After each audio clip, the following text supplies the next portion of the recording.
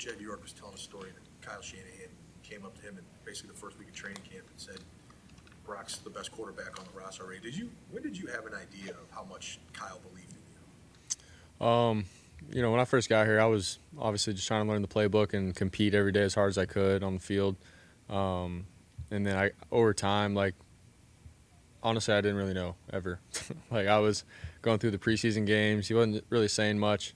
Obviously, he was trying to develop Trey as best as he could and all that. And we were all, being there for Trey and helping Trey out. And then when the season sort of came around and I found out I made the team, I was like, oh, okay. I think he, respects the way I play and how I handle things. And that was really about it. And then, I got my opportunity against Miami and then we sort of talked after that, and that's sort of when he started telling me, hey, since you've been here, you've been doing everything right, that kind of thing. So that was really about it, though. So. How much is the 2019 Super Bowl used on tape from Kyle this week, or is that too far back?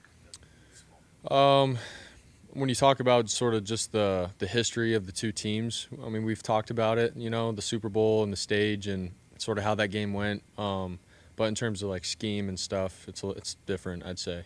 We're obviously studying this year's team against the Chiefs and what they've done the last however many games this year, and so that's really where our mindset is at and moving forward. So. Well, your whole life's been pretty much a whirlwind for the last year, and now it's like a tornado, basically going into the Super Bowl, everything that goes into it.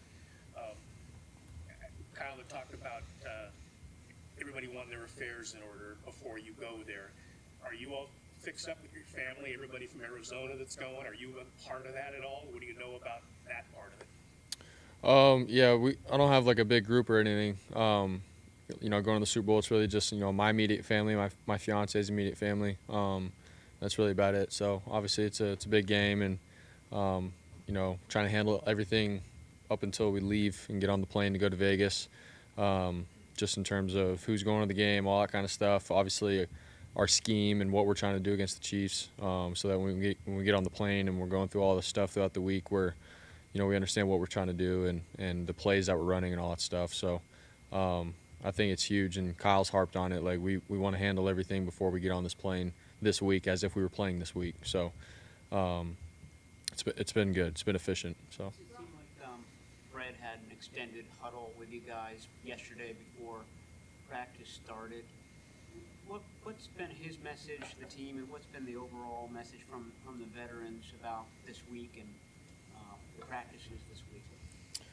Yeah, I mean, obviously every practice, every moment matters. We all understand, the stage that this game is going to be played on, and you don't want to get to Vegas and with all the stuff going on, let all that other stuff on the outside get in the way. And so Fred and all the vets really have been just harping on every moment right now. This week is huge, and so at the same time, who we are as a team is good enough, and we just got to continue to do what we've done all year, every single practice. Nothing lackadaisical or just chill at practice, still bring the intensity and everything every day as best as we can. So, I mean, that's what Fred has harped on, and that's what all the vets have been saying too, and we're totally behind it. Everyone else is.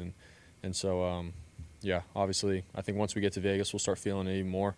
But at the same time, we got to do what we've done all season long because that's good enough. Can you say it again? What kind of crossover have you had with Mahomes over your career? Did you talk to him after that game in 2022? No, I haven't talked to him or nothing. So obviously respect the heck out of who he is and as a player and what he's done in the league. It's fun to watch. So, but yeah, I haven't had any interaction with him. Personality keep things loose on game days. Yeah. Oh yeah, he keeps it fun, man. He just has a good perspective on playing the game of football. Obviously, you got to be so detailed in what you do, and every little play and moment is huge. We all get that, but George sort of brings us back to, hey, we're playing a game. We can have fun with this. We have such a good team, and you never know if we're gonna have a team like this again, kind of thing. So he's like, let's enjoy every single snap that we have together, every drive, every game, and sometimes I'm a little annoyed. I'm like, come on, dude, let's get into it. But he brings me back down to having some fun with the game. So we all love it. I don't know if you can quantify it, but how important is it to have sort of a variety of leaders and communicators just in the different styles people have? On this team? Yeah, I mean, it's awesome because you get to talk to guys all the time about their experiences throughout their years and their career.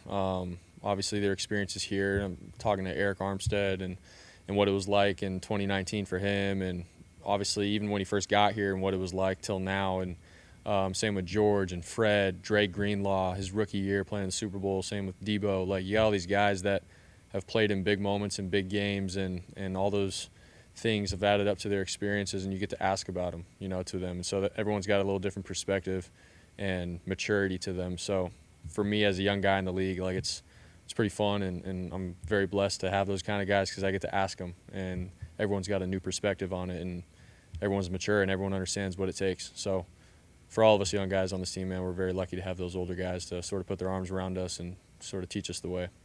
How much have you asked just this week, particularly about the Super Bowl, and what kind of lessons are you getting from or taking from those conversations? I mean, I've asked a bunch of guys just really throughout the last, couple weeks and so, just as the playoffs has rolled around, the big games, the moments, what changes, what their mindsets are. I've asked almost all the guys. And so I've taken something away, from every single guy.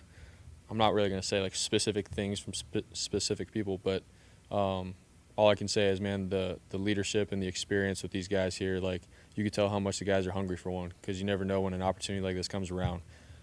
You'd ask like Trent Williams, man, he's played forever, and he hasn't had an opportunity to go to the Super Bowl and play in one yet. So like this is huge, So, but every single guy's got a cool perspective. Through this before? Can you say that again? Have you reached out to any quarterbacks who have been through this, just to get their perspective on what what this week's going to be like? I've talked to Kurt Warner just through some interviews and stuff, sort of what he went through throughout his Super Bowl experiences. Steve Young a tiny bit, nothing crazy yet. Hopefully I'll be able to reach out to him and talk, but outside of that, it's been such a whirlwind with, our games played and practices and everything now, and who we are as a team. So, yeah. Brock, the last two games you guys have gotten off to slow starts, but you finished fast. How do you reverse that? How do you get off to a faster start in this game? Is there anything that you can think of that would maybe help you guys get off to a faster start? Man, I mean, I feel like all of us were sort of learning that, just that chip on our shoulder, the mindset of our backs being against the wall, and we need it. That's when our best style of ball comes out, and we all step up to the plate and play our best. So whatever that mindset is early on, we need to get to it. And so obviously we need to do a better job with third downs early in the game and converting on those and staying on the field.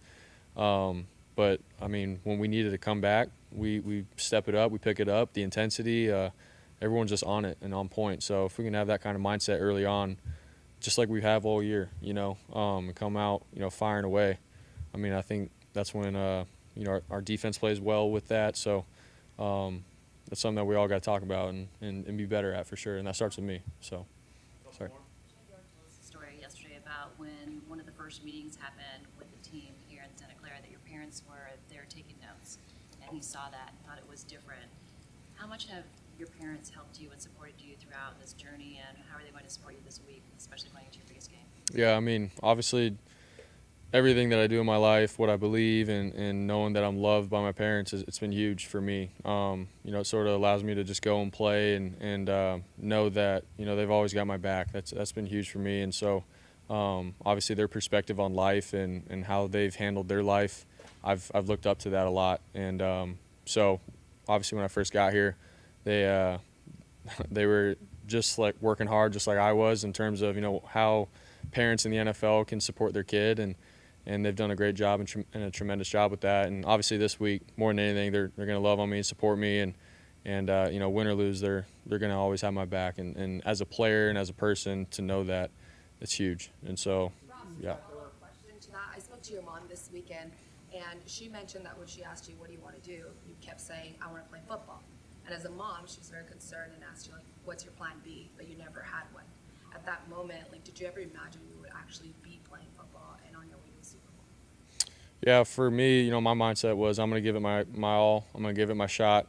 That's up to God if he's going to allow me to play football or not, or go a different direction. And so that was my honest point to my mom. I was like, I'm going to give it my all, and I don't know what my plan B is, but, God will lead me where he needs me if it's not to be. So I kept telling my mom that, and so in the back of her mind, I'm sure she was a little worried, but more than anything, I know that she supports me and loves me, and it's been a blessing this last year and a half with her, supporting me through it all. So. Did you see the billboards in Arizona last Yeah, week?